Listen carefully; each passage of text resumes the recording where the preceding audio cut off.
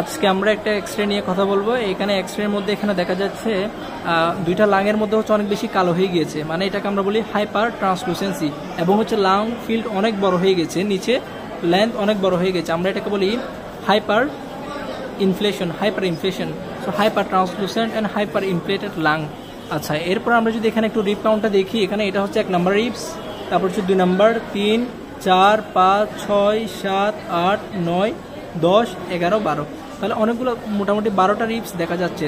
তার মানে এখানে রিপ অনেক বেশি দেখা যাচ্ছে। সো আমরা এটা হচ্ছে সিওপিডির ফেভারে যাচ্ছে।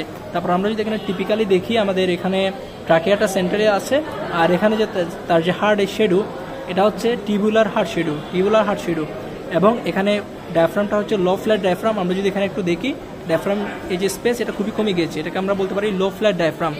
সো এটা একটা হচ্ছে সিওপিডির টিপিক্যাল কেস।